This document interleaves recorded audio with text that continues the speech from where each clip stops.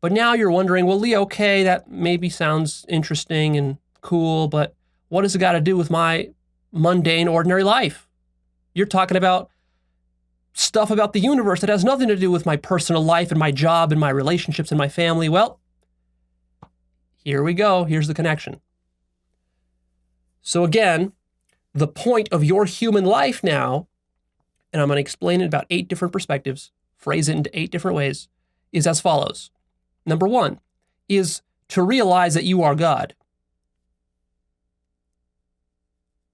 Because everything is one, you're not just a part of God, you are the whole of God.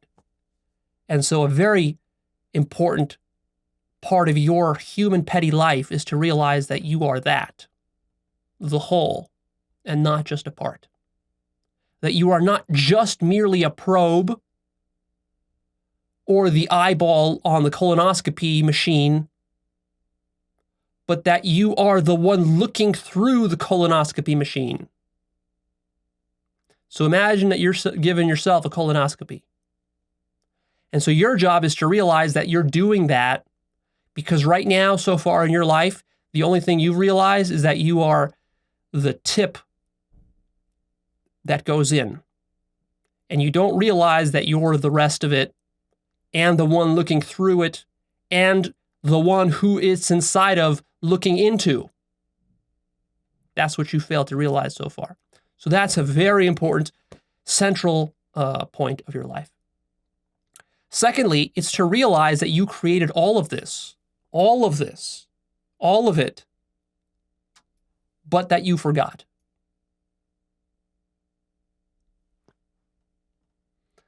Weird sounds behind me, distracting me.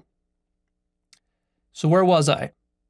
Okay, so you forgot that you created all of this. So when you go out and you look into the night sky, the stars, and so forth, you created all that. And your job is to become aware of that. That's what it means to be aware of the oneness of it all.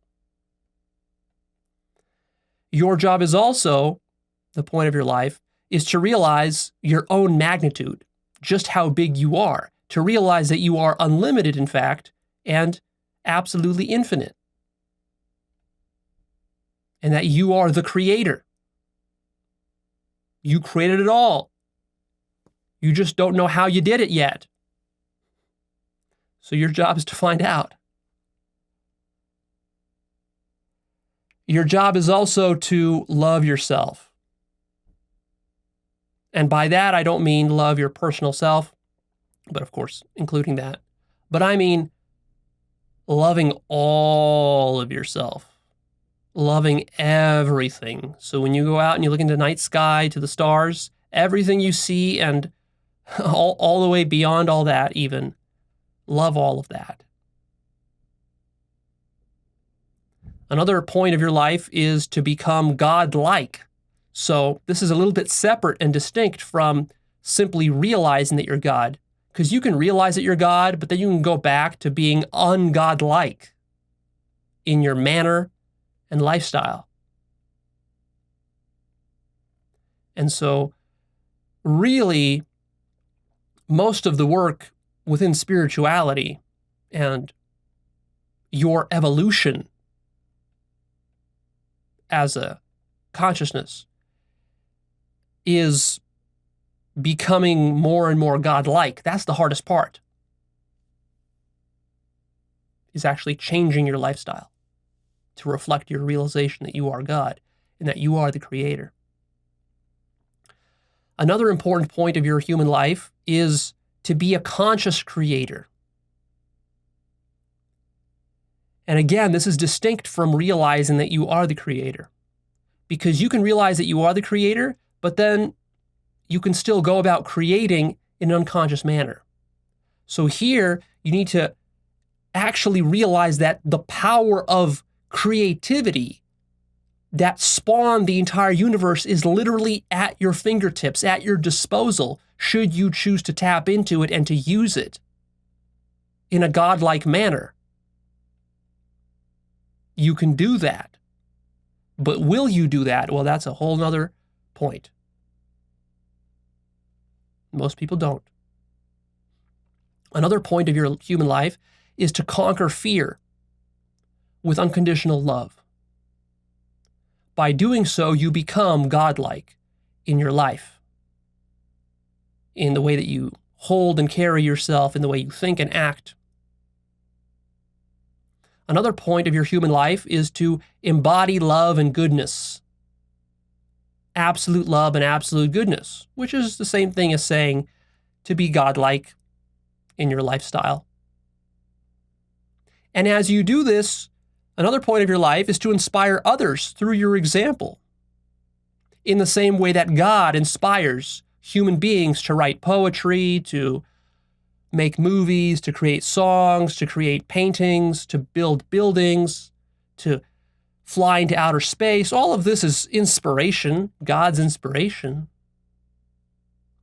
But now see, when you realize that you are the creator and you take full ownership and responsibility for your creativity and what you create, and you start to do it consciously from love and goodness, having conquered your fear and your own selfishness and egotism, now you can inspire others through your example to also become godlike like you, and also to realize themselves as God.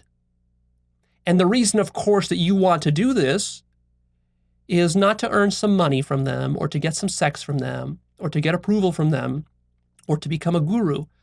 You want to do this because you, as God, realize that you are one. And so therefore, all those other people, all those other parts of you, your sisters and your brothers, that the greatest gift that you can give to them from God's position of love is the realization that they themselves are God. And so you can help them to unify the various divisions within God that were created. Another important point of your life is to experience the duality. People forget this, especially those people who are serious spiritual seekers seeking awakening. They forget that you're here, you're incarnated into this life for a specific reason. It's to experience duality. That's why you were created. You're a probe.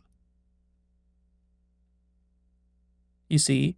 So don't go running off into some nirvanic realm just yet. Take in the richness of the duality that's here, because when you exit this life and when you fully merge back into the absolute, whenever that is, there's not going to be anything there. There's not going to be any distinction there. It's going to be completely non-dual and completely formless and indistinct. And so you're going to actually want to come back down here to experience distinction and duality, the up and the down, the good and the bad, and so forth. God wants to experience duality because duality is a part of non-duality. God wants to experience limitation. God doesn't just want to be unlimited, it also wants to be limited, because to be truly unlimited is simultaneously to limit yourself in every possible way. That's the enormity and the radicalness of this design. Another point of your human life is to experience every moment fully. Fully. Rather than the way that you run through life now, which is that you're just doing stuff and living in your mind, living conceptually in the future or in the past, but you're not present enough to realize the beauty of what this is here. You're disconnected from being. Another point for your human life is to help others to awaken because you love them and because they are you. And I've already sort of touched on this point a little bit earlier. So it's a bit of a duplicate. Another point of your life is to evolve your consciousness. See, you're here not to eat and work and get money and acquire pleasure and sex and family and all these things, cars and houses. That's not why you're here. You're here to evolve your consciousness. All of that other stuff is just grist for the mill of evolving your consciousness.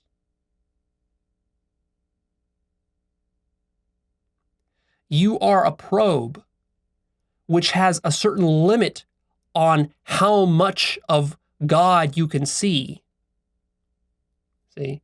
Because God is such an amazing, stupendous, and wondrous and loving thing that your capacity to handle its love and beauty only goes up, like, say on a scale of 1 to a million, it only goes up to like 100. And so your lifetime here is supposed to be growing your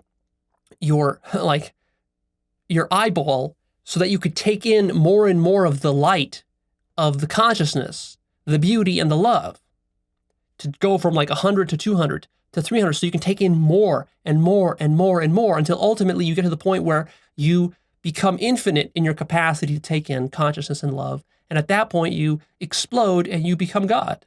You merge with God. The probe realizes that it was God the entire time.